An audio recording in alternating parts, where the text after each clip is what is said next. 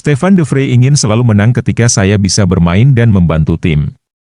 Stefan De Vrij mengatakan bahwa ia selalu senang membantu tim setelah Nerazzurri mengalahkan RB Leipzig 1-0 di Liga Champions. Pemain asal Belanda itu menanggapi pertandingan tersebut dengan berbicara kepada Inter TV. Itu adalah pertandingan yang penting dan intens.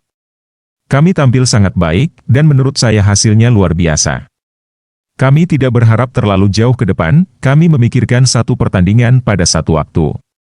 Itulah satu-satunya cara agar kami bisa mendapatkan hasil seperti yang kami lakukan. Saya merasa baik, saya bermain dengan baik secara fisik. Saya selalu senang ketika saya bisa bermain dan membantu tim. Saya selalu berusaha melakukan yang terbaik.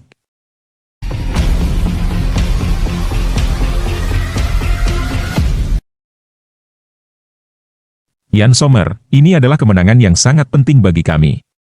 Yann Sommer merasa bahwa timnya lah yang pantas mendapatkan pujian setelah ia mempertahankan clean sheet ke-101 dalam karirnya yang diraih saat menghadapi RB Leipzig. Pemain berusia 36 tahun itu bereaksi terhadap pertandingan Liga Champions lainnya tanpa kebobolan saat berbicara kepada Inter TV. Pada akhirnya ini adalah kemenangan yang sangat penting bagi kami. Di babak kedua mereka membuat kami kesulitan. Namun, kami selalu kompak dan memiliki energi yang besar. Kami bertahan dengan baik dan hanya membiarkan satu tembakan tepat sasaran. Kami seharusnya mencetak gol kedua, dan itu akan menenangkan kami. Namun, ini adalah 3 poin penting.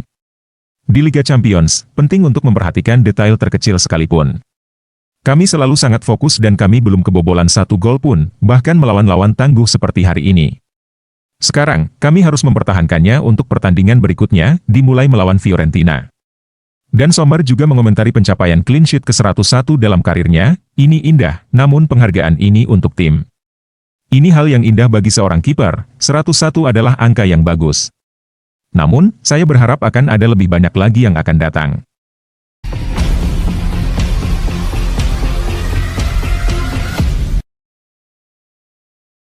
AC Milan konfirmasi Luka Jovic jalani operasi di Serbia. AC Milan resmi mengonfirmasi bahwa Luka Jovic telah menjalani operasi untuk mengatasi nyeri kronis di pangkal paha. Pemain Serbia itu diperkirakan akan absen sekitar 4 minggu, dengan target kembali saat laga melawan AS Roma pada 29 Desember mendatang. Operasi di Serbia untuk atasi cedera kronis dilakukan di Belgrade, Serbia, dengan pengawasan dokter klub untuk memperkuat kanal inguinal kiri Jovic. Prosedur ini diharapkan menyembuhkan kondisi pubalgia, yang telah lama mengganggu pemain berusia 26 tahun tersebut.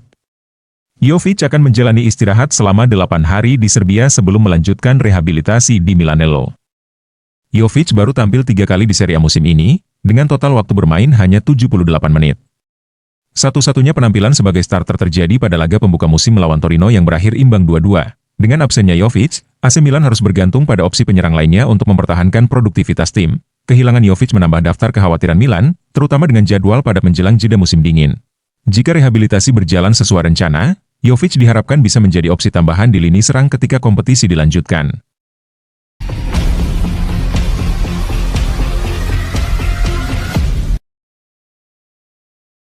Sporting CP ikhlas ditinggal pergi Victor Gyökeres, tapi bukan di bulan Januari. Sporting CP mengaku sudah ikhlas jika ditinggal pergi Victor Gyökeres. Namun, mereka tidak akan melepasnya pada bursa transfer Januari 2025. Bomber Sporting CP, Victor Gyökeres, telah menjadi salah satu striker paling ganas di Eropa saat ini. Hal itu dibuktikan dengan hat-trick yang dibukukannya kala Sporting CP menggebuk Man City 4-1 di Liga Champions. Padahal Victor Gyökeres sebelumnya sudah membukukan quad-trick ketika Sporting menang 5-1 atas Estrela Amadora di Liga Portugal. Lewat catatan mengerikan itulah Victor Gyökeres kini sudah mengemas 23 gol dari 18 pertandingan di semua ajang kompetitif. Performa gemilangnya di depan gawang lawan tak pelak membuat namanya menjadi incaran serius dari klub-klub top Eropa, termasuk Inter Milan. Sporting selaku klub pemilik diketahui sudah memasang banderol tinggi untuk penyerang asal Swedia tersebut. Mereka memagari penyerang andalannya itu dengan nominal 83 juta pounds atau setara 1,68 triliun rupiah menurut laporan dari The Telegraph. Namun, apabila ada klub yang bersedia menebus Gyökeres senilai 63 juta pounds, maka Sporting bersedia untuk melepasnya. Hanya saja mereka enggan untuk melego Gyökeres pada bursa transfer Januari 2025. Hal tersebut disampaikan oleh Presiden Olahraga Klub, Varandas, Varandas mengakui jika klubnya sudah ikhlas jika Gyökeres memutuskan pergi dengan syarat permintaan mereka dipenuhi. Saya tidak bisa menjanjikan apapun, ya ucap Varandas, dikutip bolasport.com dari cuitan Fabrizio Romano di X, Twitter. Jika ada klub yang datang dan membayar klausul pelepasannya, jika dia ingin pergi dia akan pergi.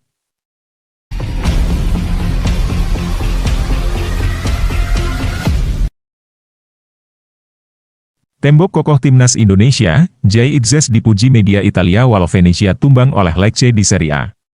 Tembok kokoh milik timnas Indonesia sekaligus kapten kesebelasan yakni Jay Itzes selalu dapat pujian serta kredit khusus dari media ternama Italia.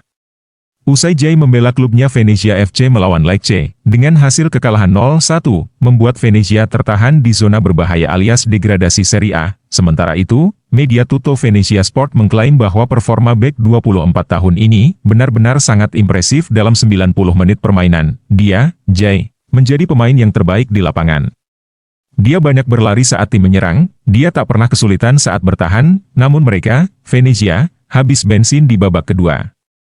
Tulis Tutto, dalam pertandingan Venezia versus Lecce, kekalahan berada di pihak Itzes CS, sebab kecolongan 1 gol di babak kedua pada menit ke-70. Gawang Filip Stankovic dibobol oleh pemain B sayap Lecce yang bernama Patrick Dorgu. Skor 0-1 bertahan hingga akhir laga, dan Venezia harus kembali mengalami tren negatif di Serie A. Atas hasil yang kurang memuaskan ini, Itzes CS kembali menjadi penghuni terakhir di posisi juru kunci Liga Italia, berada di peringkat ke-20 dengan perolehan 8 poin, bersama dengan 2 tim lainnya di zona degradasi, yakni Monza di posisi ke-19 dan Como 1907 di posisi ke-18. Tim yang masuk zona merah ini, termasuk Venezia harus lebih berjuang keras lagi.